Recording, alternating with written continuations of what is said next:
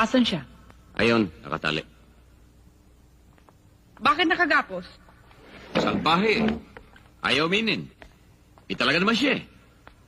Hoy, mister. Ikaw nga ba? Oo, ako nga ho. Eh, nangahabiyan ako. Siya ba?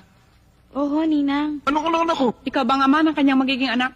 Nakatali ho ako, may baril tong mama sa tabi ko. Amin ko kahit ano. Gusto nyo, amin ko ang bumaril kay Bonifacio eh. Aray ko po. Lauro, humanap ka na lang ng iba. Yung totoong tao, yung paniniwalaan ko. Eh kahit nakapikit yung inaanak mo, hindi papatulan tong mamang to eh. Anong hindi? Wala sa mukha mo. Anong wala sa mukha? Mister, isoli mo na lang ang binayad ng mister ko sa'yo. Talaga mong wala sa mukha ko? Wala talaga.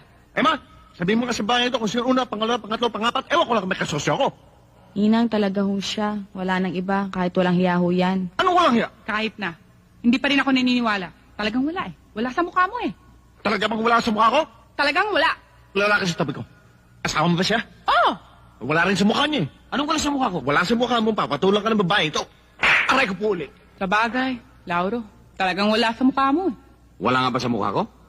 Wala. Kung wala sa mukha mo at pinatulang kita, pwede ding totoong tao to. Talagang totoong tao ko, totoong sinasabi ko, pinagmamalaki ko mukha ko, pagmahamakin ang mukha ito. Pues anong gagawin natin? Ipakasal natin silang dalawa. Ayan, hindi pwede. Bakit hindi? May asawa na ako. Pues kakausapin ko ang asawa mo, baka pumayag siyang tatlo kayo. Wag! Wag! Iyan anong gagawin natin?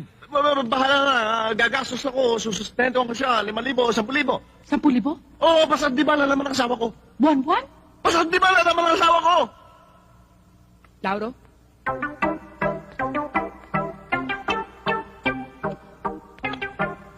Meron ka pa bang ibang inaanak? Bakit? Ampunin natin. Magandang hanap buhay to.